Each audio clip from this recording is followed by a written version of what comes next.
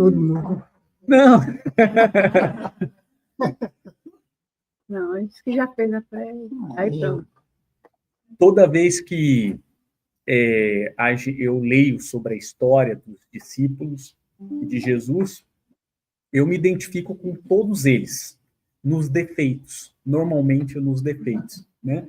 E essa é a grande característica de Cristo, né? Porque lembra que a gente comentou sobre isso? Cristo poderia ter selecionado 12 apóstolos, espíritos puros, pelo menos, porque tinha à sua disposição, né? Vários espíritos puros, porque conta no Chico que ele vindo encarnar, ele deve ter deixado um vice-governador. E deve ser um cara muito próximo da altura dele, né? E tem pelo menos, Chico nos relata, com 33 ministros, tá? Então, Sócrates, um deles, né? Então, ele vai relatando alguns, mas não todos.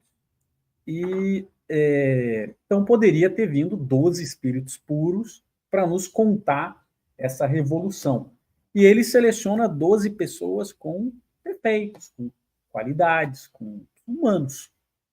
Isso tem uma proposta muito interessante, né? Para mostrar para nós que mesmo ainda estejamos ainda nas mesmas condições que esses discípulos, é possível uma mudança. E é possível uma mudança rápida, né? Praticamente numa única encarnação, eles fizeram uma grande guinada, né? Aqui vai contar sobre Tadeu. E engraçado que Tadeu é a gente. É a gente, né? Nossa, a gente se identifica, ou pelo menos muitos. Tadeu era um cara esforçado, muito inteligente. Lembram do Tadeu? Tadeu é primo de Jesus.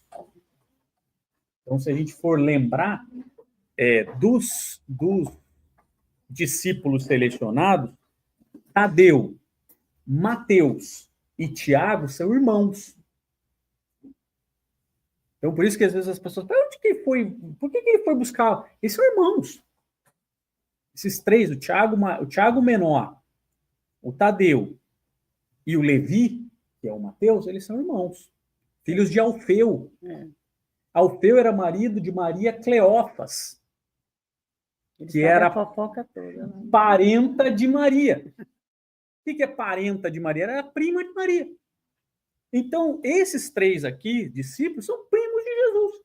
Mas ele tinha que pegar, assim, porque Claro. Não tinha, agora eu vou ali naquela cidade buscar fulano, não tinha como. Para mostrar tudo por ali. Não, e para mostrar que a gente também esquece, né? Quando se você for para Cafarnaum, quando você fala assim, Cafarnaum, primo de Jesus, o coletor de impostos. Eu não sabia dessa fofoca, não. Não, mas não sou eu que estou dizendo, não. Isso aqui Então, vamos lá. Isso aqui está aqui no Boa Nova. A gente já falou sobre isso. Vamos lá. Volta aqui. Boa. Mas isso aí, tu está inventando as coisas, né? Aí, Não, no The Chosen não é o padrão para a gente estudar. Não. Embora seja muito bom. Quero deixar bem claro que eu gosto muito do The Chosen. A única coisa que eu lamento do The Chosen é eles não terem lido Boa Nova. Porque ia facilitar espetacular. E já é muito bom, eu gosto muito. Só único, para não dizer que eu gosto de todos, o único que eu não gosto é o capítulo que a Maria Madalena cai em tentação. Vocês viram o capítulo, né? Quem não viu também azar de vocês. Dá o spoiler, né? Já passou, já é a quarta temporada, isso aí é na segunda. Porque a transformação de Maria Madalena foi tão profunda, tão sincera, que, para mim, Maria Madalena é o maior exemplo de conversão ao cristianismo, no melhor sentido, de todos. Ele mostra, mas até o momento que ele chama Maria Madalena, não é isso? Tem uma hora que ela fica, ela volta para a rua, ela vai... aquilo não aconteceu. Porque a transformação de Maria Madalena foi imediata. E ela foi cuidada. Porque ela vinha de a gente vai falar mais adiante, assim, mas ela vinha de um sofrimento. Porque o que acontece? A potencialidade do amor. Qual era o problema? Porque todos os apóstolos têm um problema. Maria Madalena, o problema era o amor. Ela tinha o amor viciado. E como ela tinha o amor viciado, porque a gente vai falar mais sobre isso, a primeira forma de amor, quando nós passamos de uma... Isso aí está lá em Evolução em Dois Mundos. A primeira forma primitiva de amor é a sexualidade. E a sexualidade, que acontece nos animais, é a primeira manifestação do amor. Não é que ele é errado, não é isso. Mas na sua essencialidade, é o mesmo amor que Cristo passava.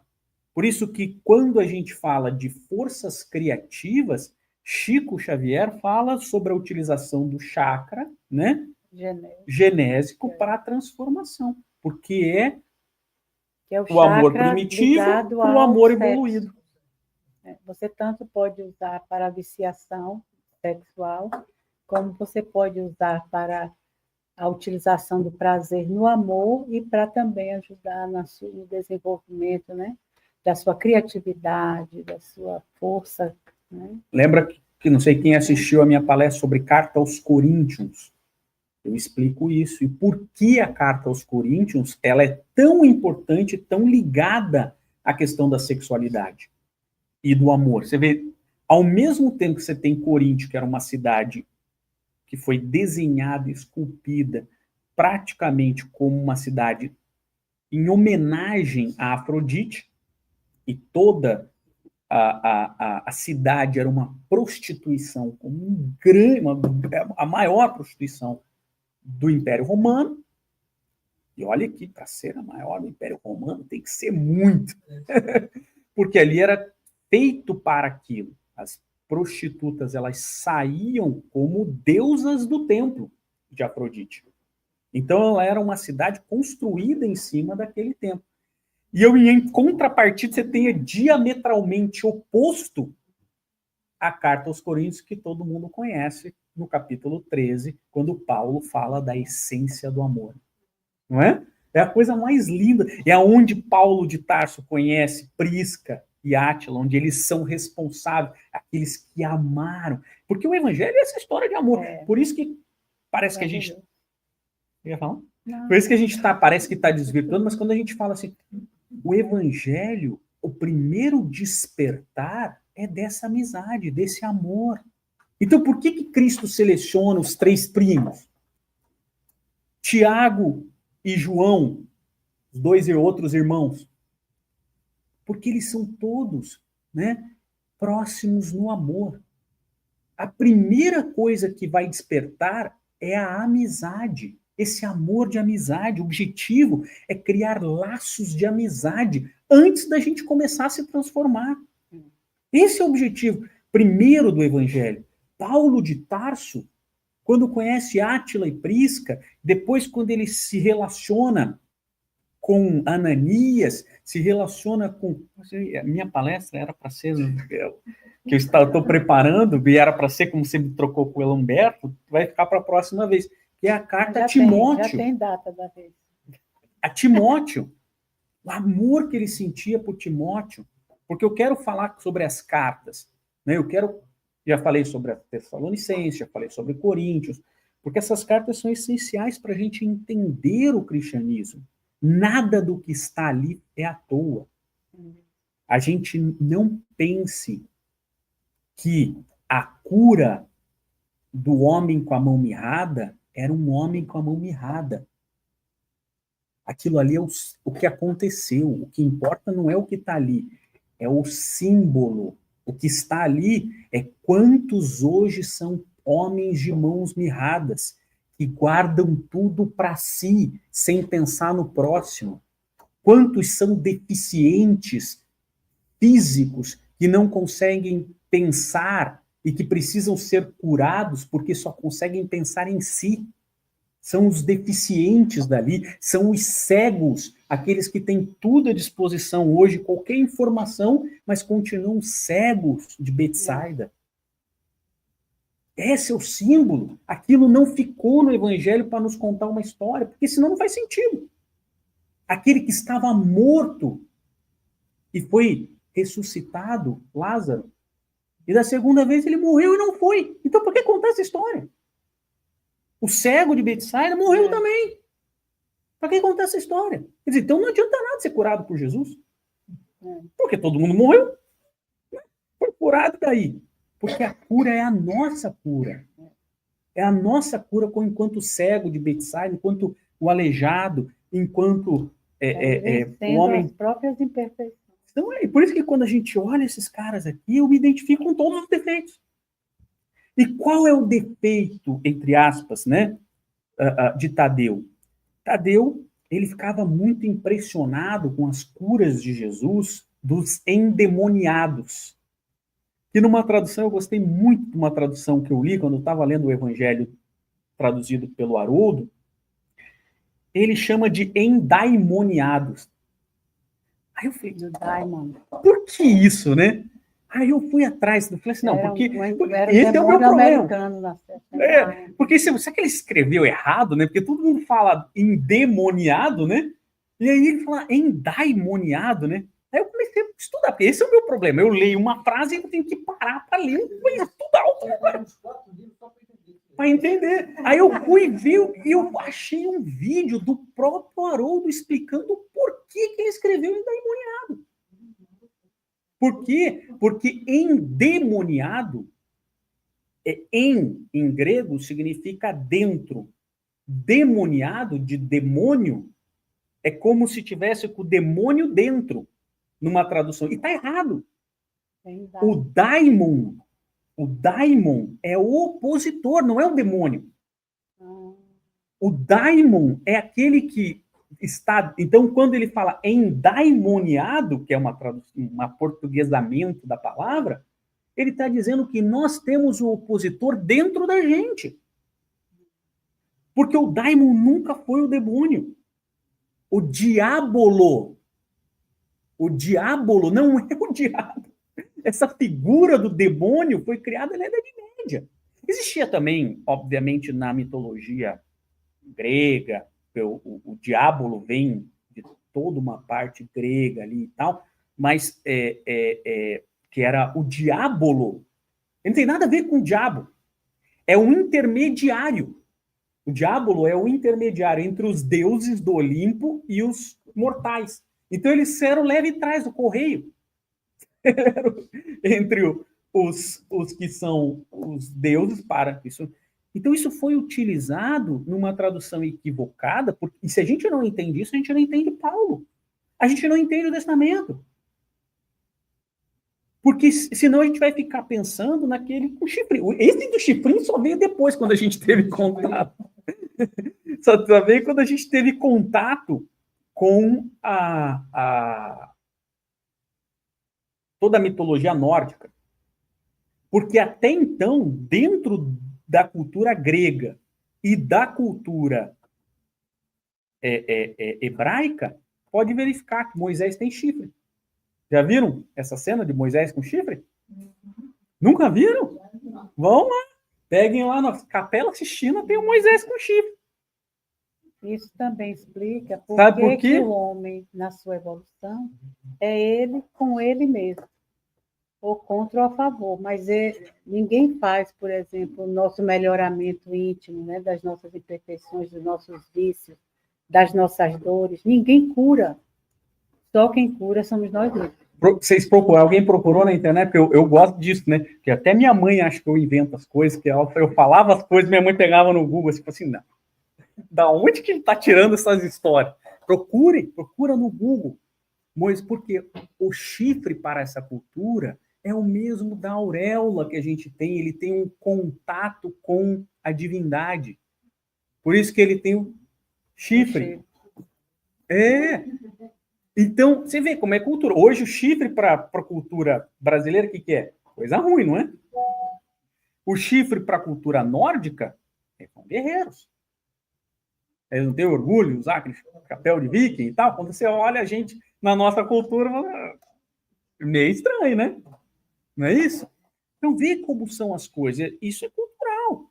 E se a gente tentar adaptar uma cultura para outra, fica difícil. E se a gente não entende o que era o significado naquela cultura, também fica difícil entender. É claro que É interessante, porque no passado, século XX, até passei para você essa semana, uma tradução, Uhum. a Bíblia em hebraico e, né? Aham. E o sentido, na verdade, fica oposto do que o hebraico diz. Exato. Deveria ser.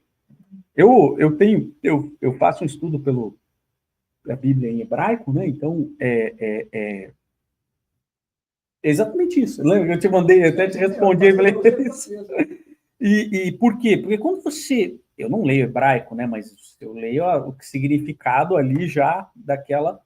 E como que a gente, na tradução, a gente às vezes desvirtua ou dá um outro significado.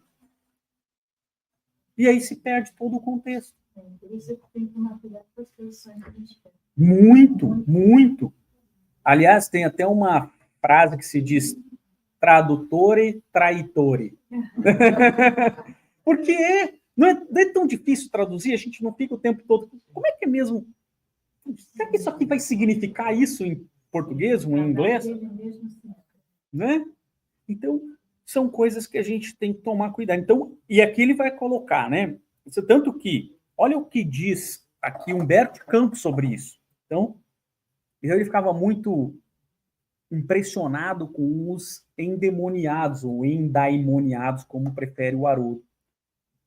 Só que demônio, ou diabo, nessa expressão aqui, naquela época, olha lá, o sentido exato da expressão era o de adversário do bem.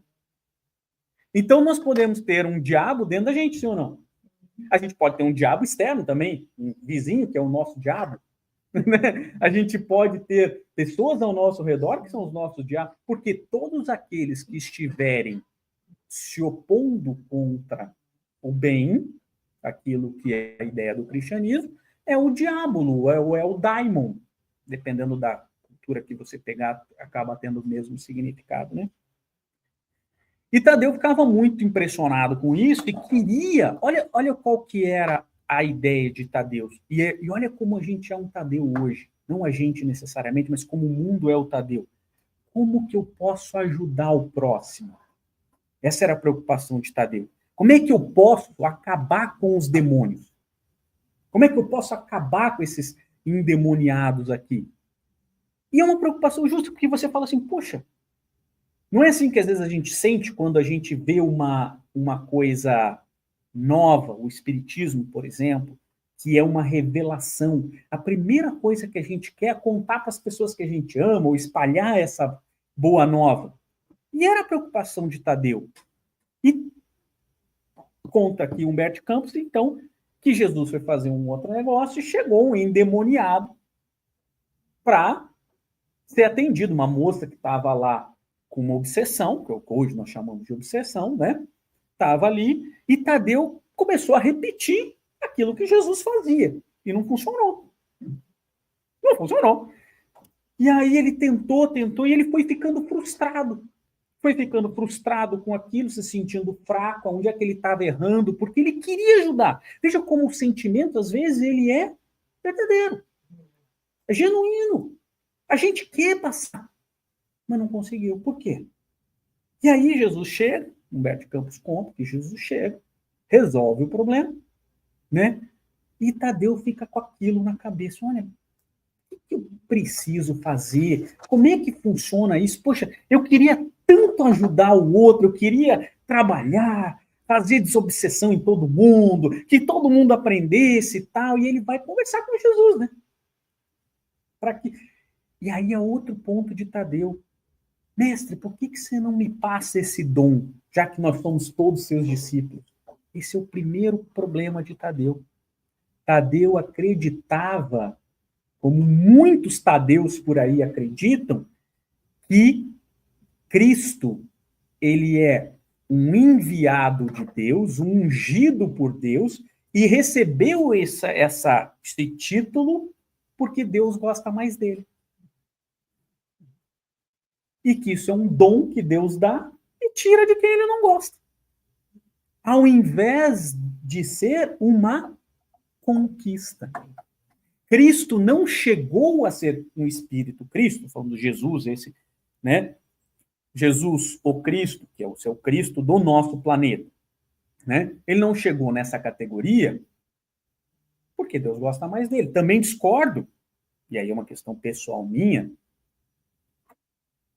daqueles que falam que Jesus evoluiu mais rápido do que a gente, como se ele tivesse sido criado junto com a gente, né? Já vi pessoas falarem isso. Tá tudo certo. Eu só não concordo porque Emmanuel, em Evolução em Dois Mundos, eu tenho que ancorar o meu posicionamento em alguém mais inteligente do que eu. E eu vou para Emmanuel. Emmanuel diz lá, Evolução em Dois Mundos, Emmanuel em A Caminho da Luz diz assim, Cristo, Jesus, chegou o seu... Não tente buscar no universo os mundos em que Jesus evoluiu, porque já não existem mais. Então, veja só, uma galáxia demora em torno de 10 bilhões de anos para o seu ciclo de vida, nascimento e morte. Então, se ele já não existe mais, você imagina que Jesus, que já era um espírito crístico, segundo Emmanuel, há 4,5 bilhões de anos. Então, ele tem que ser um espírito puro há pelo menos uns 10 bilhões de anos. Não faz sentido essa conta ou não? Veja. 10 bilhões, sendo que o nosso planeta tem 4,5. Mas se o mundo que ele evoluiu já não chegou ao grau de espírito Cristo, já não existe mais, segundo Emmanuel. Então, no mínimo, pela uma conta pequena, ele tem que ter 10 bilhões. E por que ele é tão melhor do que eu? Ué, não é... Ele evoluiu. Porque ele só tem que ter mais tempo. Ele é mais velho. Exato. Ele é mais velho. E isso é muito importante, porque senão a gente vai deixar de acreditar o princípio básico do Espiritismo. Somos criados simples e ignorantes. Mas Jesus não. Foi criado melhor. Então, isso é claro que não. Ele também foi criado simples e ignorante, mas ele foi criado em outra época. Porque o Espiritismo também nos ensina que Deus continua gerando novos espíritos, ou princípios inteligentes e tudo mais. Então, não é justo você me comparar com ele, né? A gente pode se comparar para ser melhor, comparar no sentido de que defeitos que eu ainda tenho, que eu quero atingir aquela perfeição, mas comparar a minha evolução com a dele é injusto, porque ele foi criado antes. Provavelmente, né? Ou eu sou muito burro também, né? Pode ser também, também sou meio burro também. Mas eu fico pensando que Tadeu, será que a experiência, mais coisas, né? Mais coisas. Mas o primeiro erro de Tadeu é acreditar que isso vem por dom divino. Deus concede ou não uma graça, como a mediunidade. Deus concedeu a mediunidade para alguém, mas para outro não. Deus fez... E não, isso tudo é conquista. Então, a primeira coisa é conquista. Então, a primeira coisa que a gente tem que imaginar, eu gosto muito quando o Haroldo fala isso, mas não é só dele, ele tem outras. Um espírito puro, ele não é de cristal, aquele anjinho bonitinho que a gente vê, cai e quebra. Ele é feito de diamante. Ele é inquebrável. E por que ele é inquebrável? Porque ele conquistou essa têmpera. Ele conquistou, ele foi sendo temperado. Então, esse é o primeiro ponto. A gente achar que o dom dos outros, ou qualquer dom, é algo concedido por Deus. E na vida material é da mesma forma. Você quer ter alguma coisa que precisa de muito esforço, se você se esforçar, você chega lá, mas se não, não pode, né? Eu compro aquele diploma de cirurgião e vou fazer cirurgia, não tem como. E foi o que ele falou. Eu quero ser cirurgião, aí eu compro um, e a gente vê isso acontecer. Pessoas que compram um diploma e chegam lá e mata a pessoa, porque acham que com aquele diploma ele se engana, né? Aí vai preso, aí é aquela coisa toda. Eu digo, mas por que a pessoa tem isso na cabeça? É falta de... Né? Eu tenho um cliente que começou a tocar piano profissionalmente em apresentações com 5 anos de idade. Hoje ele é considerado um dos melhores pianistas do mundo, hoje brasileiro. Um dos melhores pianistas do mundo, acabou de ganhar uma bolsa na Juilliard University. 20 e pouquinho agora ele tá. Então, assim... Mas aí ele já conquistou. Isso foi dom? Ele Provavelmente. E aí, Se não Deus, seria injusto. É injusto. Dar o dom. E para ele não é fácil, né? Viver com esse dom, porque imagina, tudo teve que se adaptar para uma família que não veio de musicistas, né? Peso, né? Ele é muito estudioso e tudo mais, mas o que importa é, dentro desse caminho, isso não é dom. Ele pode ter vindo nessa encarnação por algum motivo ativado, porque nós podemos ter talentos, vamos usar a palavra de Jesus, eu gosto do talento, porque o talento era o valor da moeda, mas também ele significa um talento, né, que a gente tem, né, uma coisa que a gente tem de bom. A gente pode ter talentos que estão adormecidos, sim ou não? Isso a gente aprende. Estão adormecidos porque no nosso processo evolutivo atual não seria bom para a gente, nessa encarnação, né, aplicar esse talento. Às vezes a gente veio viver um outro caminho, um outro reajuste, né? Então, Eu tenho lido, não tenho assim cravado isso, mas acho que vale a pena a gente compartilhar só para fins de ilustrar. Isso não está cravado ainda na doutrina, porque é um estudo muito recente, mas que, por exemplo, pessoas que vêm com problemas mentais é porque provavelmente abusaram muito da racionalidade numa encarnação e precisa ser desligado um pouco esse talento para que ele possa desenvolver o emocional nessa encarnação. Essa parte está mais certa dentro da doutrina. Mas uma coisa que eu tenho lido recente, por exemplo, sobre a quantidade de autistas que nós temos hoje. Primeiro porque os diagnósticos ficaram melhores. Existe esse ponto. Mas também porque existe um caminho evolutivo que vai despertar num duplo efeito. Isso é muito interessante. Como eu disse, não está cravado ainda, mas eu tenho visto pessoas muito sérias falando isso, dentro da AMA, inclusive, tá? Associação Médica Espírita.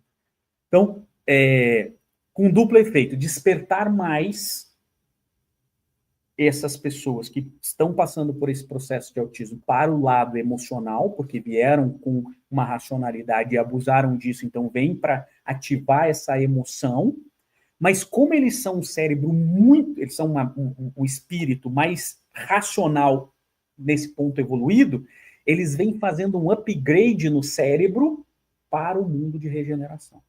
Porque no mundo de regeneração, o nosso hardware tem que estar atualizado com o software, senão não vai rodar.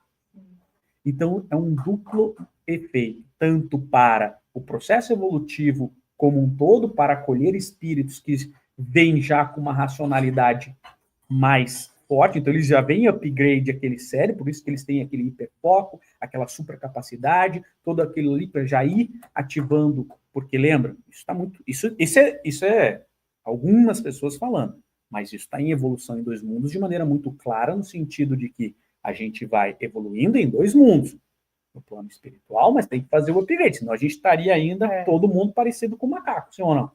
Mas diante do que você está falando, será que todo conhecimento não está no nosso subconsciente e só depende da ativação ou não daquele conhecimento, mediante que você está falando? Eu não. Algum espírito que tem uma certa época abusou ou da racionalidade, e agora está sendo, digamos, diminuído essa racionalidade e incentivando o lado emocional desse espírito. Isso significa que, dentro da consciência desse espírito, existem os dois. Será que de repente tudo não depende apenas de ativar ou não? Não. Vamos lá, vamos por partes. Eu não tenho nem conhecimento, nem capacidade para falar de consciente, inconsciente e subconsciente. Né? Não tenho essa capacidade, nem esse conhecimento técnico para isso. Mas tudo está no espírito. Tudo está. Aonde que está no espírito? Se isso dentro do plano espiritual se chama o que Freud e depois Jung veio chamar de consciente, inconsciente, subconsciente e tudo mais, isso veio evoluindo, não sei dizer. Né? Porque a análise psicológica espiritual tem que falar com aquela moça lá atrás, lá, a senhora Joana de Ângeles. Ela é especialista nisso. A gente vai fazer o estudo das obras. Eu confesso que eu tenho a maior dificuldade de entender essa parte. né? E daí eu não sei, fico Mas pela que quando história. a gente, quando a Caminho da Luz diz, né, quando a gente vem Claro. do cerne espiritual, né, para poder reencarnar e começar o processo evolutivo, a gente vem com muita luz, porque estamos no cerne de Deus, né? Uhum. Então é como se a gente viesse com tudo já pronto ali, Sim. em germe, né? Está tudo ali. Mas quando a gente vem para as reencarnações, a gente vem tomar posse disso pela conquista, pela real conquista. Não, mas nós já somos seres divinos, né? Com todo o potencial. Mas aí a gente vem vivendo e vai passando por essas experiências, e é claro que o homem bruto, depois ele vai melhorando um pouco, mas a gente vê até hoje homens brutos, somente com mais escolaridade, com uma roupa bonita, não mais com aquele pau na mão batendo em todo mundo, mas eu vou responder, calma, ainda o homem que eu digo, homem e mulher, né?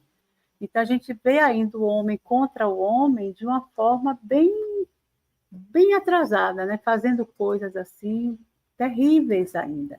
Mas por quê? Porque ainda não desenvolveu todo aquele potencial divino, aquela luz que está lá, né?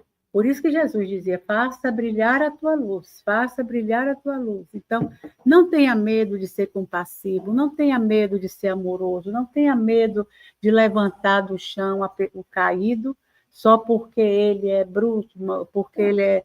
Entendeu? Então, todos nós temos a mesma com as mesmas... Agora, a gente só Calma, precisa não, tomar não. posse, porque Não. dizer assim, quantas coisas a gente sabe já, nos tempos de hoje, e não fazemos. Na hora H que a agonia acontece, a gente faz o contrário do que deveria fazer, e depois de... Não, eu deveria ter dito a fulano assim, eu deveria ter agido dessa forma, eu não deveria ter pego o revólver e matado. Meu Deus, eu devia ir lá. Fulano, vem cá, entendeu? Nessa capacidade, É. todos nascemos com a mesma capacidade, não seria justo para um ou com o outro, porque uns são pessoas que vão e matam, outros vão e salvam. Então, por que não tem essa capacidade de Não, calma. Então, vamos lá. Uma coisa é essas pessoas terem a mesma potencialidade. A outra coisa é ter as mesmas capacidades. Mas deixa eu te responder uma outra parte antes. André Luiz, em Sexo e Obsessão, quando ele fala sobre a questão de como é feito o processo reencarnatório, ele nos conta que mecanismos magnéticos, como se fossem passes, dado pela espiritualidade. Na maioria dos casos, né, a espiritualidade faz uma intervenção para selecionar o melhor espermatozoide dentro do processo evolutivo, que é feito de maneira para chegar naquele óvulo, mas que também são ativados e desativados, aí disjuntores cromossômicos, que eu acho que é isso que ele quis dizer, na época não se falava em cromossomos assim e tal, exatamente para adequar a necessidade daquele espírito ao processo evolutivo dele. Então, eventualmente, eu, por exemplo, por isso que não potencial, eu sou ambidestro. Isso significa que eu escrevo com as duas mãos, eu faço tudo com as duas mãos, mal. Eu chuto bola com os dois pés, mal.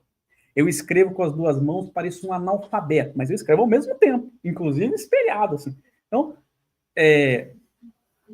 Mas que não vale de nada. Não vale de nada, porque ele só é guloso. E, por outro lado, eu não tenho 100% com nenhuma das mãos. E isto muda. Às vezes eu tenho 70%, 80% com a mão esquerda e 90%, 95% com a mão direita. E tem vezes que no dia seguinte está ao contrário. Eu nunca sei a mão que eu vou comer. Só escolher. Eu nunca sei a mão que eu vou usar mouse. Isso. Só que não é uma coisa que é... Então, veja só. Então, pode ser que eu tenha uma potencialidade de ser um jogador de futebol, um grande cantor, mas não nessa vida. E pode ter sido que eu seja um excelente jogador de bola ou de qualquer esporte, mas eu sou péssimo. Aliás, no meu processo reencarnatório, eu tenho bem claro como foi.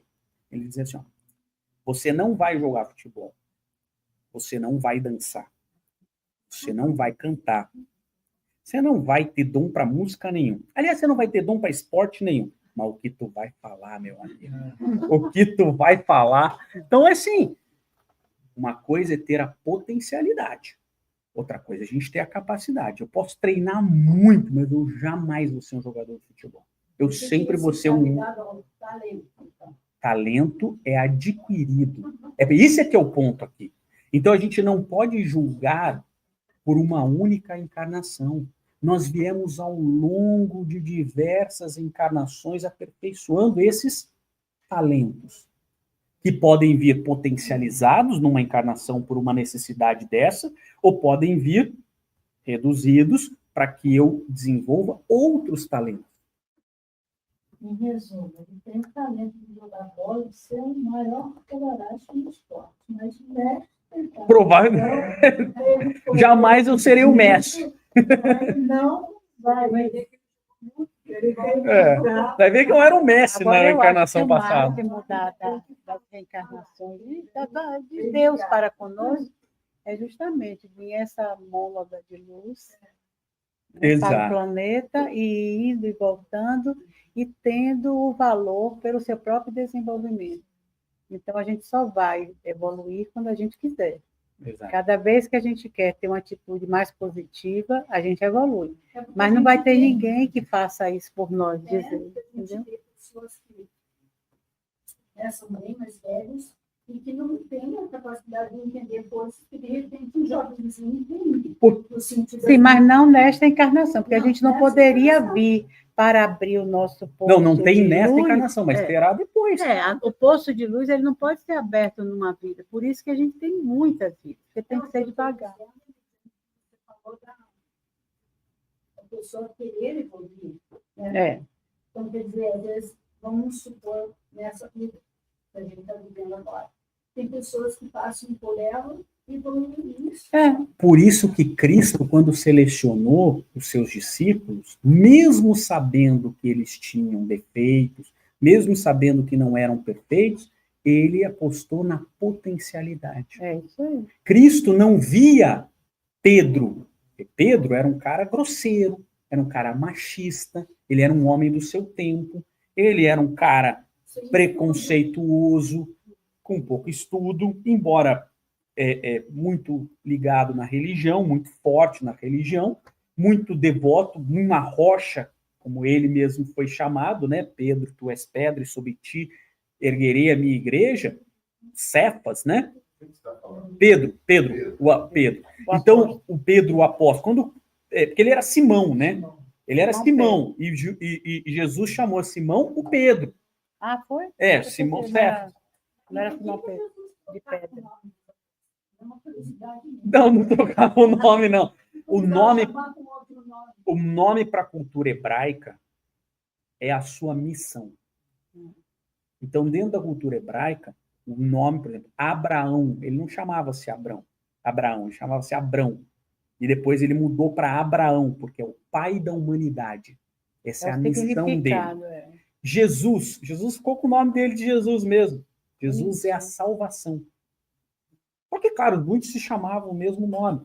Tanto que Cleófas, que é a mãe de Tadeu, chamava-se Maria Cleófas. Mas ela é conhecida como Maria Cleófas na Bíblia, mas também como Cleófas. Acompanhou Jesus desde pequenininho e depois estava lá na cruz junto com Maria. E acompanhou Maria para ver a cruz. Lá na cruz, junto com a Maria ali. Ela era uma daquelas que estavam ali, Maria Madalena, João, Maria Cleófas, estavam ali amparando Maria naquela dor que estavam todos sentindo. Tá? Então, o que acontece? Cristo via a potencialidade, tanto que, quando ele conhece Públio Lentulus, há 2000 anos atrás, ele não via Públio Lentulus. Nem o Públio Lentulus, nem o Públio, nem o vô dele, Públio Flávio Lentulus. Ele via o Emmanuel. No futuro. Tanto que ele vira para ele e fala assim, poderá me seguir agora ou daqui a 2000 anos? Ele fala assim, você vai me seguir, eu já sei. Cristo, quando seleciona Paulo de Tarso, ele não estava vendo o assassino de cristãos. Era isso que ele era. Matador de cristãos. Mas é isso que eu Ele, digo. com as próprias mãos, matou Estevão. É porque quando o espírito já vem com toda a sua potencialidade, então ele pode ser visto por Cristo, que era um espírito crístico e poderoso. Ele via na pessoa, aquele ali já está na beira de... Já está. Entendeu? Então ele já sabia o nosso nível evolutivo e a que ponto a gente estava. Olha, aquele basta um empurrãozinho. O Paulo de Tarso, basta um empurrãozinho, ele vai fazer tudo que tem que fazer. O Emmanuel não, o povo Lentulus ainda estava na... Muito ainda atrasado. Mas ele disse, fica aí que daqui a pouco você... No final, Mas não é demorou legal, deu 50 anos depois, ele já começou a transformação, mas o fato é, 2000 anos depois, ele estava ali como Emmanuel, representante de Cristo, ajudando nessa tarefa do Espiritismo, né? Assumiu essas rédeas. Então, Paulo já era mais esperto, né? Essa é uma coisa, nós também, com os nossos filhos ou irmãos, a família em si, temos condições também de ver isso nas pessoas que a gente, né, tem como filhos ou irmãos ou etc. Porque você vai vendo a capacidade de um, o temperamento do outro, você vai vendo. É que normalmente pai e mãe, ele quer todo mundo já, né? Que todo mundo vai dar certo, né? Então, às vezes, aquelas pessoas que originam aquela família naquela encarnação não estão também ainda preparados, como Jesus estava, para saber, assim, aquele vai cair ainda, mas aquele não, aquele, sabe? Mas não cair, aí ficar com pena e aí morrer por causa daquilo. Saber que aquela queda foi a melhor queda do momento. Todas as outras foram piores. Então, essa visão, Jesus como Espírito Crístico, nem titubeava. E é isso que a gente aprende até hoje. Pelo menos olhar as pessoas e, ao invés de criticá-las pela maturidade, pela falta de conhecimento, pela grosseria, pela violência, dizer assim, isso aí é por enquanto. Esta pessoa não vai morrer assim, não vai ficar assim. Tá? Em outra encarnação vai fazer melhor. É ter essa esperança e não jogar para as pessoas críticas e nomes e afastar, entendeu? Então, muitas vezes a gente faz isso. Mas a grande lição aqui, porque a transformação ela pode vir de imediato ou demorar um pouco, né? Paulo foi safo, né? Estava indo para Damasco, o pessoal acha que era um cavalo, mas é mentira, enganaram a gente de novo, era um camelo, né? Ninguém andava de cavalo, né? No deserto. No deserto era camelo. Ele cai do camelo, quando vê aquela luz, e ele é muito rápido, porque Paulo se preparou durante muito tempo. Paulo era o bambambam, quem nunca viu as minhas palestras sobre Paulo, eu explico quem era. Paulo era o bambambam, já falou, o que queres de mim? Ele já entendeu rápido. Só que não significou que ele se converteu. Ele passou a vida trabalhando nesse cristianismo. Tanto que, mesmo sendo bambambam, o cara que ia falar, o cara que ia ser tudo, total. Quando foi dar a primeira palestra dele, não conseguiu falar. Ele, que era o grande orador do Sinédrio, que fala, não conseguiu, porque ele teve que trabalhar. Então, acho que a grande lição aqui, para Tadeu e para todos nós, para o nosso Tadeu interior, tudo depende do nosso esforço. Os nossos talentos, as nossas conquistas dependerão do nosso esforço.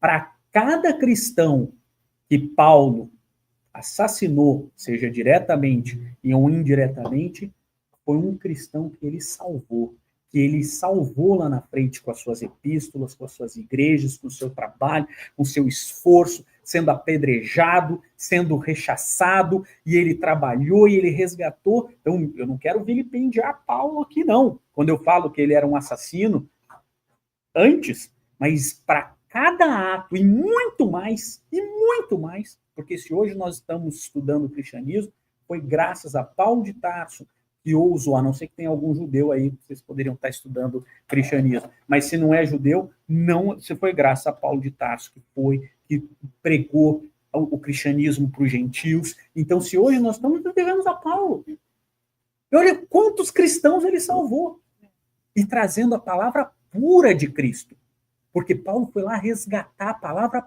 pura de Cristo. o significado dentro do judaísmo. Por isso que se você ler a carta aos Hebreus, você não vai entender. Não vocês, falando a gente, né? Porque aquilo foi escrito aos Hebreus. Então você tem que pegar a cultura dos hebreus daquele tempo para você poder entender. Se você não entender aquilo, não vai entender nada da carta. Zero. Só vai entender Paulo. Paulo aos Hebreus. Pronto. O resto é tudo um monte de enigma para nós, porque depende de entender aquela cultura. Tudo isso. Isso foi a grande. E Paulo estava disposto aos sacrifícios que ia se ao trabalho. Muito trabalho. Tadeu estava achando que era um dom, mas esse dom é fruto do trabalho. E aí ele continua. Outro erro de Tadeu. Tadeu falou assim, mas por que existem demônios, esses espíritos assim, né, maus? Esse é um outro erro que ainda muitas das escolas religiosas pregam. Que Deus criou anjos e demônios. O que é absurdo. Porque se Deus criasse um demônio, Deus era um demônio. Ele era ruim, ele não pode ser bom. Então, o Espiritismo vem nos esclarecer que somos criados todos simples e ignorantes. E, de acordo com as nossas liberdades de escolhas, somos responsáveis por nossos atos. Somos anjos, metaforicamente falando, ou demônios, de acordo com as nossas atitudes. Então, esse é o outro ponto que Tadeu estava equivocado. Você vê como nós somos Tadeus ainda, né? Pô, fulano parece que foi criado ruim. Aquela criança nasceu ruim, desde criança ela era ruim. Claro que não. Ela provavelmente vinha ainda de muitas encarnações, labutando no lado equivocado, mas está tendo a oportunidade de aprender o certo, de fazer diferente, né? De ter. Então, essa é a oportunidade da reencarnação. Todos estão no seu melhor momento. Com certeza. A encarnação atual é o melhor momento nosso, de toda a humanidade que está na Terra. Então, imagine, né, quantas coisas ainda muito ruins acontecem. Né? Aí, mas muita coisa boa também já acontece. Antes era mais... Aí Jesus explica para Tadeu, não foram criados assim, não existe. Todos são irmãos. Todos são. O pior, o mais perverso dos espíritos, encarnado ou desencarnado, é nosso irmão. Esse é o que Jesus fala, não sou eu que estou dizendo, não.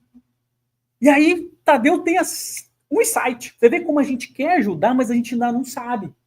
E aí ele fala assim, então por que você... Esse é outro erro de vários Tadeus em diversas escolas religiosas, inclusive no Espiritismo. Então por que a gente não junta todos esses demônios e transforma eles? Porque a gente acha que é passe de mágica. Que basta Jesus falar seja bom e a gente vai ser bom. Não foi assim com os discípulos. Eles sabem. Exato. Você acha que tinha alguém que conheceu Jesus que tinha dúvida de que ele era o Messias? Que ele era ungido? Que ele era diferentinho, pelo menos? O diferentinho achar. Porque veja só, as pessoas, às vezes a gente esquece e acaba não fazendo comparativos que são necessários. A gente chega num Papa Francisco e fala, poxa, eu me senti tão bem só com a presença do Papa Francisco. Não agora, né? No Brasil. Né? Poxa, eu cheguei perto do Chico e me sentia tão bem. Estando perto do Chico, só estando na cidade já me sentia bem. Quando vai chegando. Vocês acham que Chico era maior que Cristo? Não, tanto que Chico deixou bem claro que ele era um cisco. Do jumentinho que Jesus usava. Exatamente. E ele era o cisco do jumentinho. Ele era o verme, ele já fala, eu sou o verme do jumentinho. Eu sou a mosca do cocô do cavalo do bandido. Não do povinho, não. Não é nem do bandido ainda. Então, assim, nós somos, né? E aí, olha o que acontece. A gente imagina que as pessoas vão arregimentar as pessoas e vai transformar, se nem Jesus pode fazer isso. E ele falou assim, não é assim. Vem cá. Aí, Jesus chama Tadeu, que eu gosto dessa parte assim, você olhar e falar assim, olha, Tadeu, você confia em Deus? Para começar, você acha que se fosse possível fazer isso, Deus não faria? Faria. E por que ele não fez? Não sei. Você se acha melhor que Deus? Não. Então, se Deus não fez isso, por que você acha que a gente vai pegar? E foi o que foi tentado. Nós tentamos fazer isso na história da humanidade, quando nós tiramos o último imperador romano e colocamos o primeiro papa no poder. Infelizmente. Nós tiramos o imperador, botamos um papa e achamos que impondo o cristianismo goela abaixo, todo mundo deve ser bom. Manipulando e mentindo, mudando as escrituras para assustar o povo, criando a figura do demônio, extinguindo a reencarnação que estava escrita lá, e isso tem documentos. Não, se a gente... Porque as pessoas acham que a reencarnação foi retirada por causa da esposa do Constantino. Isso é balela. Isso é bobagem. Durante toda a minha vida, eu me questionei a história de Jesus ser o Salvador. Por quê? Se Jesus é o Salvador dos nós, né? Não temos mais o que preocupar, estamos salvos. Isso aí é verdade, mas a gente tem que se preocupar. Aí, quando eu estou lá no Chile, estou passeando, tendo umas igrejas lá, estava diante de uma obra sacra, a coisa mais linda de Jesus. E eu olhei para ele e falei assim, Jesus, não adiantou de nada todo o teu sacrifício, pois a humanidade continua a mesma porcaria. Será? Eu saí andando, e assim, cheguei na esquina, Jesus falou na minha cabeça, a salvação é pessoal. Nós vamos chegar nessa parte. Nunca imaginei uma coisa tão pequena, né? Uma frase tão pequena e tão profunda. Mas o bom é que ela também é coletiva. É? Você estava no Meu avô... bonito. Não, Não. mas o meu avô dizia, quando a gente ia cantar parabéns em casa, né? Meu avô chamava Sair, eu sou neto, por causa dele, né? E ele pegava as velas, e aí ele falava, você acendia uma? Eu falei assim, não. As velas são como as almas, acendem-se umas nas outras. Desde criança eu ouço isso. Então, era uma metáfora que ele usava para mostrar que nós, Um leva o um outro. vai levando o outro. Então, é individual, a salvação é individual, eu não posso salvar ninguém. Mas, e é isso que Jesus vai dizer, mas como almas, nós podemos influenciar. E como? E aí, o outro ponto de Tadeu, a gente chegou no outro ponto de Tadeu.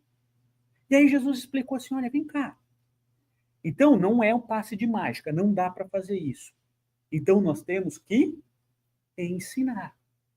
Porque o cristianismo, porque muitos acharam, infelizmente, que impor goela abaixo resolvia. Não resolveu. Tanto que tentou fazer isso, Jesus falou que não ia funcionar, Judas traiu Jesus para poder fazer isso e não funcionou, depois a gente teimoso foi lá e tentou fazer isso e não funcionou. Por quê? Porque a salvação, ela se dá alma a alma, coração a coração, palmo a palmo. Então, é um por um. E todos acendendo-se nos outros. Como? Aí Jesus sai, como que vai salvar a luta, né? E aí é o título, né? A luta contra o mal. Como é que se dá? Liberando o mal que temos dentro De nós. de nós. Porque se cada um liberar o seu negativo... Mas não é só com estudo. É com ação. Por isso a salvação. Claro. Entende? Você tem que lutar com o mal, que você entende. Mas quer ver como ela é coletiva? Deus deu para a gente foi o tempo, que a gente precisa de tempo, e tem que ser o esforço próprio. Ninguém pode fazer por ninguém. Então, a gente tem todo o tempo para ficar... Quer ver como ela é pessoal, mas ela é coletiva? Como é que você vai salvar individualmente? Qual é o único caminho para se salvar? Pessoal. Viver o amor, lutar contra o mal, existe sim. O resumo, só tem um jeito. Tanto que o Espiritismo coloca. Fora da caridade não é salvação. E depois Kardec fala assim, a caridade não é um caminho para a salvação. É o único caminho. Kardec coloca o único. E o que é Caridade é tá. um com o outro. Vamos lá. Não, que é Caridade. Vamos lá. Quem falou... E aí eu adoro essa parte, porque essa é a parte que eu mais gosto. Porque caridade pode ser para... Depende de cada um, né? Então, o que é a caridade? Tem gente que vai falar que é 1 quilo de feijão. Tem gente que vai falar que é ser bonzinho, a palavra fraterna aqui. E aí, Kardec, de maneira genial, vai lá no Livro dos Espíritos, 680 e pouco, sei lá, alguma coisa assim. E ela mudou, né? Porque na primeira edição era outra, mas mas é 600 e alguma coisa, eu acho.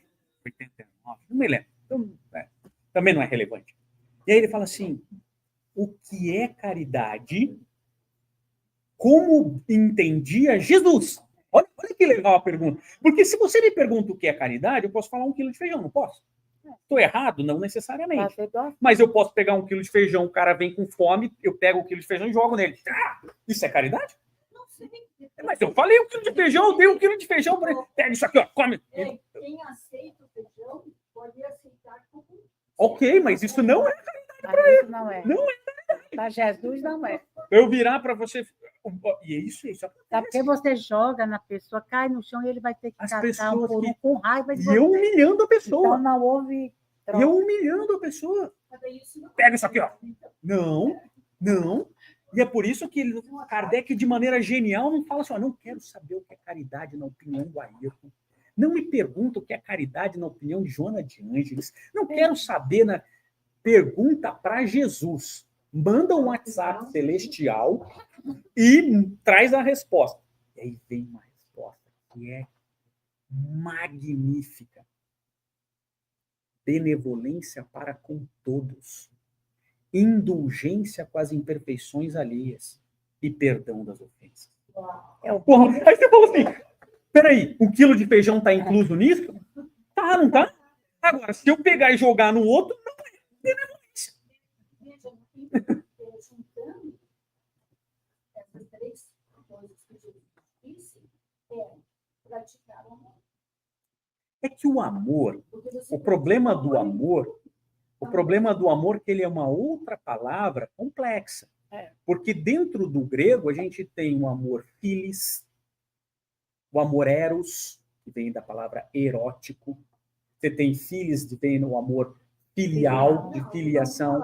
Você tem o amor caritas, que é o amor. Por isso que o amor, quando a gente define amor, claro que é o amor, mas aí a gente tem que definir o que é o amor. Porque muitas pessoas pegam aquela passagem, o capítulo 13 da Carta aos Coríntios, e lê só a parte que o Renato Russo escreveu junto com o Paulo de Tarso, né? Foi uma coisa assim, né? Brincadeira, claro que não, né? Que o Renato Russo pega... O Renato Russo é genial, né? Ele pega um pedaço da música do Paulo de Tarso, o outro dos Lusíadas, né? E junta tudo, né? De Camões, aquilo ali é letra de Camões, né? Não é, ele também nem inventou aquilo, né? E aí ele juntou e ficou muito famoso. Claro. Mas a gente vai pegar, porque muitas vezes a gente fala sobre o amor, ainda que eu falasse a língua dos homens e dos anjos, se não tivesse... Tá, e daí? Essa é a parte poética. E o que está no resto? Porque o resto ninguém lembra. O que está no meio dessa parte poética, daí entre aquela parte final que diz se me tivesse a fé, não sei o que lá, e restasse só o amor. Não. Se tivesse o amor, o mais importante é o amor. Tá, mas o que está no meio disso? Porque isso é a definição de Paulo de amor. Porque o problema é a definição. O problema não está na palavra. Para mim é muito simples. Jesus definiu muito bem o que é amor. Quando ele diz, ame a Deus, acima de tudo é por próximo com a ti mesmo. Mas o que é isso? Como eu amo a Deus? Tem a benevolência, o respeito a Deus, a prática, o bem para. Como que eu amo a Deus? Isso aí você estava discutindo o tempo todo lá. A prática do bem para com os outros. Está lá em Deuteronômio. Ama o Senhor teu Deus de todo o seu coração, com toda a sua alma e com todos os seus muitos. Lembra? Já falei isso para vocês. Tem uma palestra só sobre o que é isso. só para definir o que é isso, E aí esses muitos já virou infinito. Você não tem como definir. só para definir foram 2000 anos de judaísmo. Para definir chegar em Jesus. 2000 anos de judaísmo. Por isso que eu digo, é difícil a gente chegar, porque senão a gente fica só na superficialidade e aí a gente não vai no profundo. O profundo é o que significa. Beleza, o amor é ama o Senhor teu Deus de todo o seu coração, com toda a sua alma e com todos os seus muitos. E agora eu tenho que explicar cada um deles. Como que eu amo a Deus nesse primeiro nível, como que eu amo no segundo nível, como que eu amo no terceiro nível. E eu só amo a Deus quando eu amo nos 3 níveis. Então, a complexidade disso começa a... Claro que a palavra é bonita, mas a gente vai descascando isso como se fosse uma cebola, e aí a gente vai chegando numa próxima estágio, num próximo estágio, num próximo estágio. Mas o principal aqui, o que Cristo fala para Tadeu, para a gente concluir, porque realmente o horário já... O foco é a autoiluminação. E você só autoilumina, você só vai combater o mal no próximo quando você combater o mal dentro de si. Aí é salvação individual. Mas se é a prática da caridade, é fazer para o outro. Por isso que é coletivo. Deus não precisa de mim. Ele não precisa do Ayrton para ajudar o outro, mas ele me dá a oportunidade, dentro do meu processo evolutivo, de me salvar ajudando o outro. Então, se o outro não existisse, eu não teria chance de ser salvo. Mas com quem? Mas com quem? Com quem? Comigo Porque mesmo? se eu estivesse lá na minha lua com um pequeno príncipe, sozinho, eu não vou praticar com ninguém. Por isso que a pessoa, às vezes, se clausura num convento e fica ali rezando. Ah, vou ficar aqui rezando pelo mundo. É muito Isso, mas é por pouco, isso que a salvação entendeu? ela é individual, mas ela só pode ser coletiva. Não tem jeito. Ela só pode, porque a coletividade é a oportunidade que Deus me dá de praticar isso. E você pode Salva. Sabe por quê? Porque aquele que recebe em sofrimento é tocado por aquele Pelo amor. seu ato, E ao entendeu? ser tocado, ele também está sendo salvo, Você porque ele tá pode ser dando, salvo pela gratidão, ele pode ser salvo, e aí ele pode É passo passar a isso adiante. passo, não tem pular cerca. É a história da velhinha. Isso. Uma vai acendendo a Uma vai outra. acendendo a outra. E E, aquilo que- eventualmente, uma vai apagar-se ali, o outro vem ficar mais perto. E Quantas assim. caridades a gente faz ao longo do tempo, principalmente em pessoas da nossa própria família, que a gente não vê essa velhinha acendendo. Então, Mas a gente não tem que ficar para ver. Mas não é isso. A gente não tem que Aí é que ficar para tá, ver. aí é que tá o entendeu? ponto. Se a gente está esperando que acenda a vela do outro, já não estamos praticando Fazendo a a caridade. caridade. Não, mas isso é Não, pela indiscutível. sua caridade é que vai estimulá-lo Veja, a ser a grato. gente não está discutindo Mesmo se que a ele não salvação é seja individual. tão grato quanto deveria. Mas ele jamais vai esquecer que um outro ser humano ajudou a ele em algum momento das suas encarnações. E esses momentos efêmeros é que faz com que a pessoa tenha a força de E não dá nossa. seguir. Porque ele nos deu a oportunidade da nossa salvação. Nós, só por conta disso, nós temos que ser grato àquele que nós ajudamos. Nós é que temos que Nós ser também. grato. Se Porque o ele vai outro ser grato podia ou não, dizer, não é sai problema daqui, nosso. não quero você. E aí, Veja, é por isso, veja, não estou discutindo que a salvação é individual, isso não há discussão. Mas ela é também coletiva. Porque veja só, isso volta no primeiro mandamento, isso já está em Deuteronômio e Levítico, se você pega a interpretação disso, ele diz assim, você só ama a Deus na mesma proporção quanto você ama o seu próximo. É por isso que Jesus engata essa frase. Ela engata lá, porque isso já era a interpretação em Levítico. Então, a proporcionalidade de quanto você ama a Deus é o quanto você ama o seu próximo. Isso já era ponto pacífico na época de Jesus. Isso não tinha discussão para os hebreus.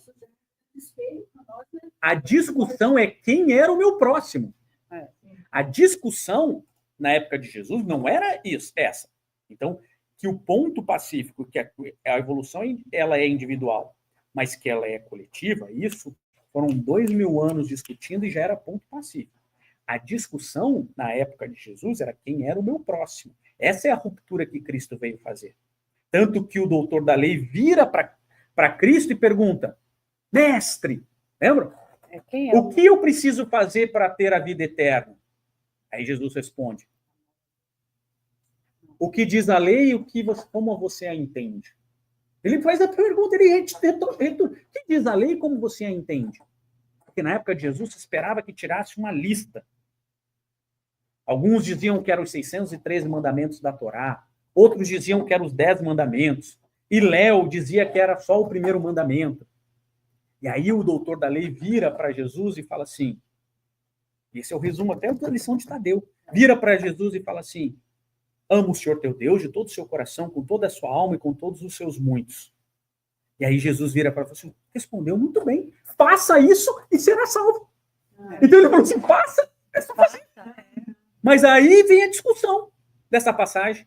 Ele vira assim, quem é o meu próximo? Porque em hebraico, e na época em aramaico, né? Em hebraico, estou falando agora, mas em aramaico não existia essa palavra próximo. Essa palavra não existia. A palavra que está lá é irmão. Tá? Não existe. Quem é o seu... Ele pergunta, quem é o meu irmão? Porque irmão é uma interpretação dúbia, sim ou não? Por exemplo, eu tenho um irmão e uma irmã. Aí a minha irmã pede ajuda, eu falo, não vou te ajudar, porque você é minha irmã. E Deus falou para ajudar o irmão. Não é isso? Posso ou não posso? Você vê como interpretação é uma coisa assim. Que adora complicar. É por isso que ele falou, quem é meu irmão? E aí Jesus faz a parábola do bom samaritano. Nos colocando quando caído. E aí, quando pergunta para mim, Jesus fala assim, pergunta para mim quem é o seu irmão quando você tiver caído. Quando você for o caído,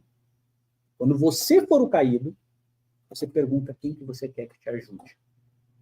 E se você falar qualquer um, esse é o seu irmão. E aí, se você fala para mim, eu não gosto de homossexual, se for homossexual e de cor ainda, eu não gosto. Aí você tem um ataque cardíaco, vem uma ambulância, desce um paramédico, drag queen, sei lá, qualquer coisa, negro, e aí você vai falar assim, não encoste em mim, porque eu não gosto de homossexual. É isso que você vai falar? Você vai falar, pelo amor de Deus, me ajuda. Então, se esse que você quando estiver caído, e você falar para quem, por favor, me salva, esse é o seu irmão. E é isso que você tem que ajudar. Jesus chacoalha o doutor da lei, que fala assim, ele sai. E agora? E aí vem Jesus e fala assim, o teu irmão é o seu inimigo. É isso que Jesus chacoalha. Porque você estava achando que era só aquele que você não gosta, é o seu inimigo. Aí ele fala assim, porque amar os amigos até os gentios fazem. E aí ele fala assim, eu vou amar aqueles que... E olha o chacoalhão que Jesus faz. Por isso que isso aqui, ele só podia ser crucificado, não tinha como não ser. Ele vem chacoalhar todo mundo e fala assim, pô, agora eu fiquei mal-humorado, eu achava que eu podia ter preconceito, e agora eu não posso mais, vou crucificar ele. É isso. Olha o chacoalhão, isso é Jesus. E a gente isso vem é Jesus de verdade. Dele. E a gente está há 2000 anos.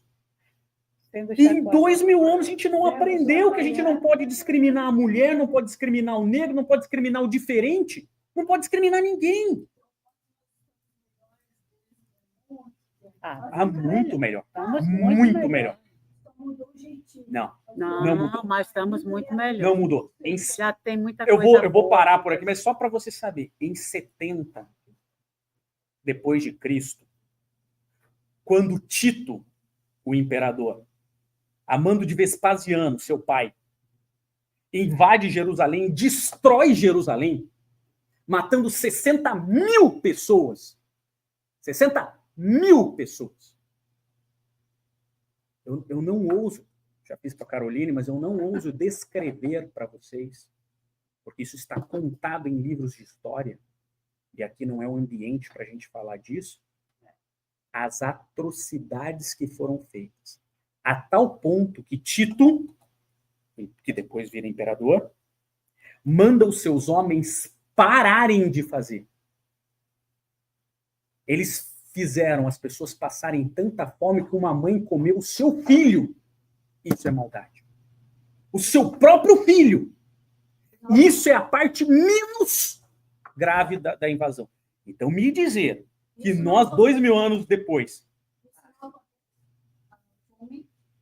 em muito menos proporção, e hoje a gente levanta bandeiras dizendo o quanto isso está errado. E hoje a gente Hoje a tem gente toda... tem liberdade para falar o quanto está Na errado. época também tinha os opositores que levantavam uma bandeira Não. dizendo que estava errado. Não, Tito. Eu acho que E hoje nós temos a tecnologia que espalha, né? Nós tínhamos Espalha o pessoas... mal, mas espalha o bem. Olha. Espalha o mal, mas é visível. Francisco de Assis relata no seu livro, no Miramês, que para a vinda de Jesus, esses eram os que estavam lá na época de Jesus, tá? Esses eram os que estavam na época de Jesus. 2 bilhões de espíritos perversos Foram retirados. foram Contidos. para que Jesus pudesse vir, ficar 3 anos ensinando os discípulos, porque não era para Jesus isso era para nós, discípulos. Para que o cristianismo pudesse enraizar em tempo suficiente, até 400 anos depois, esses espíritos que foram contidos começarem a reencarnar, para daí sofrer um processo de regeneração daqueles que estavam totalmente degenerados. Aquele momento. Tá? Então, veja, o que eu estou contando que aconteceu em Jerusalém era só os ruins, porque os perversos estavam contidos. Porque São Jesus não tinha então, assim, fazer nada. Eu não acredito que o ser humano está pior. Não pior, Nem igual. Mas muito melhor. Hoje nós não toleramos legalmente, na maior parte dos países desenvolvidos, a discriminação à mulher, a discriminação ao negro. A discriminação.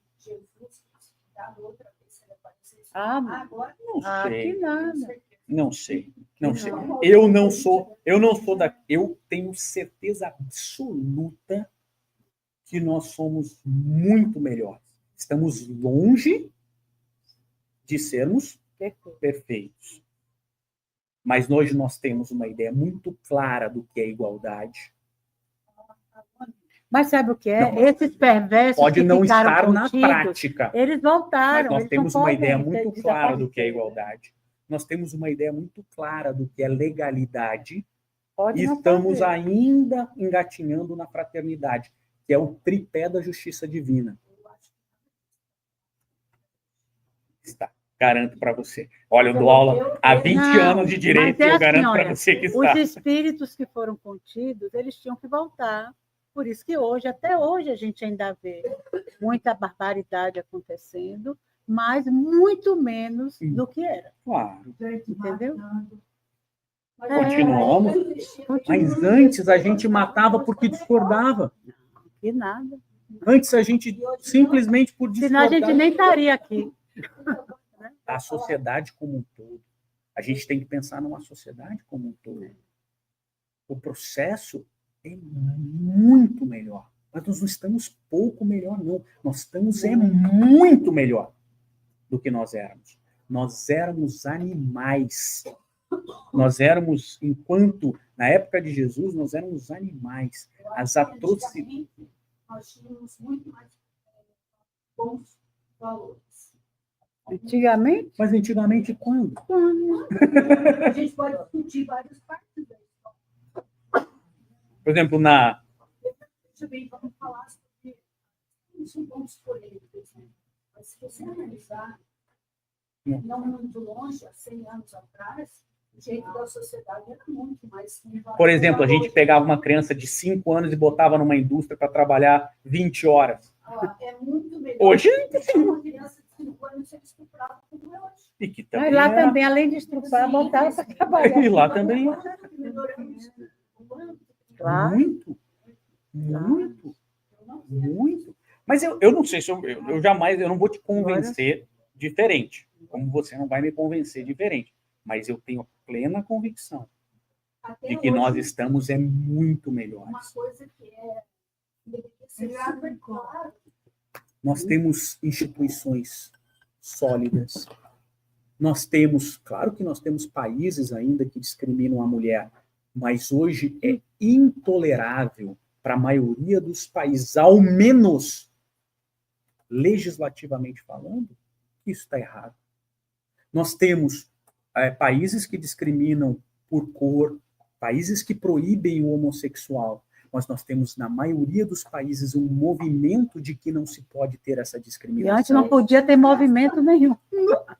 Veja só, Né? no tempo romano,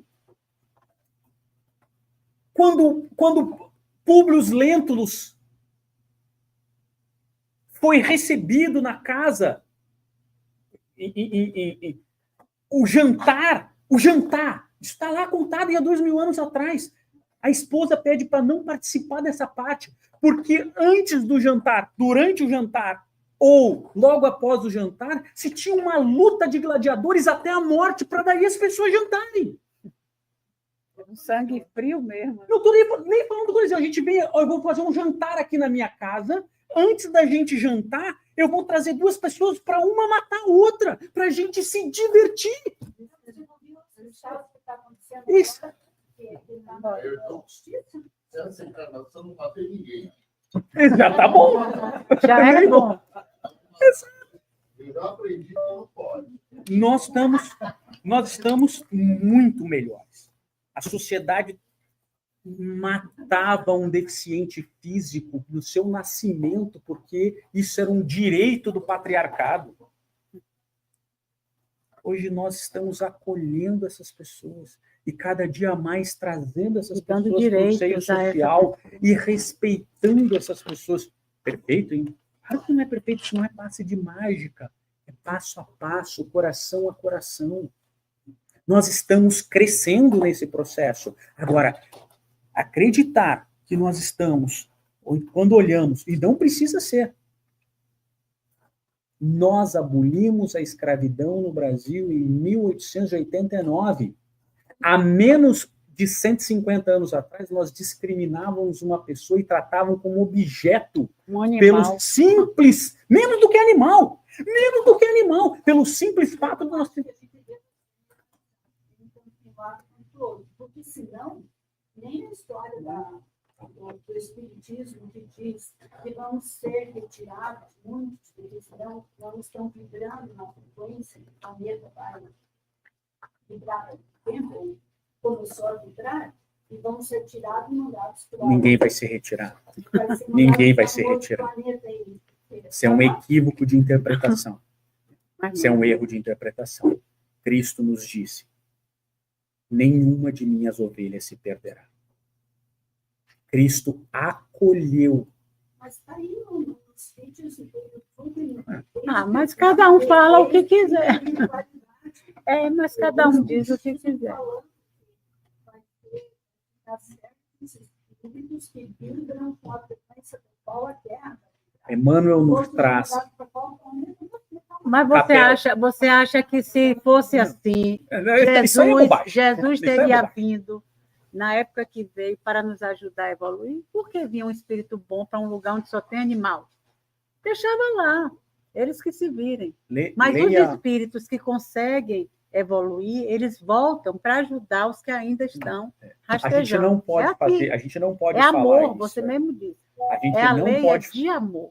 Né? Os exilados de Capela, se a gente lê na obra A Caminho da Luz, no tópico próprio, os capelinos, Emmanuel nos coloca alguns poucos milhões de espíritos. Isso não é nada dentro de 20 bilhões. Alguns poucos milhões que não estavam no padrão de Capela foram convidados a participar de um processo evolutivo aqui na Terra, que estava passando de primitivo para provas e expiações, e foram recebidos por Jesus, que prometeu a cada um deles que acompanharia o processo evolutivo deles. Porque nenhuma mãe, e Deus seria muito perverso, nenhuma mãe estaria feliz no mundo de regeneração, sabendo que o seu filho foi expulso. Não é isso que vai acontecer. Não é isso. Esta mãe estaria sofrendo, e não é isso que Deus quer. Não é isso que Cristo quer. Que espíritos sejam excluídos. Eles serão salvos pelo cristianismo. Eles serão salvos. Como agora? Eles vão participar. E por isso que a gente não pode confundir essas coisas, porque senão a gente perde a mensagem de Cristo. Cristo é a salvação. Cristo é a salvação. Ninguém vai ao Pai senão por mim. Ele está aqui para nos salvar e não para excluir. Senão a gente cai numa interpretação equivocada do Espiritismo, e não pode. Nós somos defensores desse Espiritismo que nos foi trazido na graça de Cristo. E só que a natureza não dá saltos, então a gente tem que ir na medida que a gente consegue ser. Então temos reencarnado e desencarnado, reencarnado, só vivendo episódios para que a gente possa ter condição de crescer. Senão nós estaríamos ainda lá, como ele disse, né? Cavando a terra, atirando no outro para comer a carne dele, entendeu? A gente não está mais assim. Muita barbaridade ainda existe porque a natureza não dá saltos. A responsabilidade de evoluir é nossa. Ninguém faz por nós, nem Deus. Deus é tão bom, é tão Pai, que Ele quer que nós tenhamos o mérito de chegar e dizer, olha, cheguei e venci. Puxa, que bom. Cada encarnação a gente pode se avaliar, é que a gente olha muito o mal que há no mundo. A gente não procura olhar o mal o bem que já há em nós. E essa Se é a no questão outro, é o outro. Se o outro é mau, ou bom, ou bonzinho, ou tudo que o inferno está cheio, é problema do outro. Mas se cada um olhasse em si as coisas que já conseguiu superar, coisas pequenas, dores mínimas, mas que você diz assim, puxa, aquela coisa não me fisga mais. Quando fulano está na minha presença, eu oro por ele, eu fico vibrando por ele, aquilo não me incomoda mais. Porque quando o outro nos incomoda, o problema é nosso. Então, quando você neutralizou e olha o outro com o problema dele, não mais seu, você começa a viver para ele. É aí que está a caridade. É você não mais agredir. Antes, não. Se fulano chegar aqui perto, eu dou um tiro nele. Se fulano passar por ali, eu cruzo a rua. Você hoje passa, o fulano passa aqui por você, conversa com você. É porque a gente não vê as vidas, né? E você assim, puxa, achei aquela pessoa um pouco assim dura de coração. E quando você tem alguma avaliação para fazer por alguém, é porque aquele alguém já foi o seu desafeto. E você ainda sente nele a parte negativa. E tem pessoas que você cruza e diz assim, puxa vida, mas fulano, menino, só a presença de estar ali com a gente foi tão bom, foi tão gostoso, eu nem conheço direito, mas senti uma coisa boa, porque já cruzamos com o bem naquela pessoa. Então, já estamos todos interligados, ninguém está solto. Aquele que mata todo dia, ele está ligado a nós. Então, quando ele aparecer na televisão fazendo uma barbaridade, ore por ele, não diga cachorro, tomara que morra, tomara que não sei o quê. E aí a gente se envolve mais com ele, com a energia dele. Mas quando você diz que você viva, que você se esclareça, porque você vai ser bom, comece agora, comece a dar impositivos para o seu próximo. E a gente pode fazer isso hoje só pensando. Você está diante de uma pessoa ali se esganando e você está só mandando energias impositivos para aquela pessoa melhorar. Aí você sai dali bem, saudável, sorrindo, e aquela pessoa vai dormir com um pouquinho de saúde mental que você deixou para ela. Isso é caridade. A gente pensa que a caridade é dar o pão, é dar não sei o quê, e aí eu me livrei. Quando estava com fome, eu levei um pratinho de comida. Estava sem roupa, eu dei um vestidinho, um calçadinho. E tudinho, a gente não pode falar, porque tudo que é nininho é porque é pouco. A gente acha que é carinhosinho. Não é não. Ou você é bom, ou você não seja bonzinho. No bonzinho, o inferno está cheio. É ser bom. Eu sou bom porque estou tentando ser bom. Agora, eu já fui muito tempo bonzinho. E era tão bonzinho que na hora que desencarnei, estava no meio lá, que eu disse assim, por que eu estou com esse pessoal tão malzinho? É porque você não é tão boazinha assim.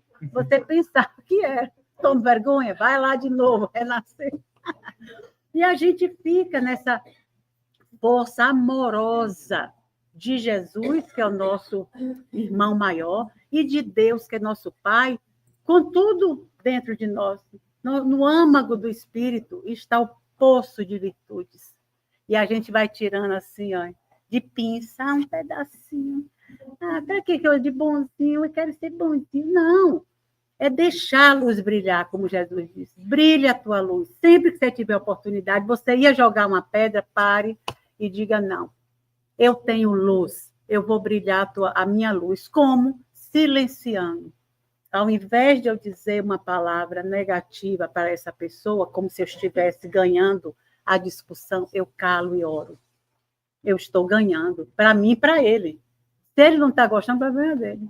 E eu estou lá, orando, e saio feliz, eu vou para casa feliz, e ele também, um pouquinho, porque ele só aceitou um pouquinho.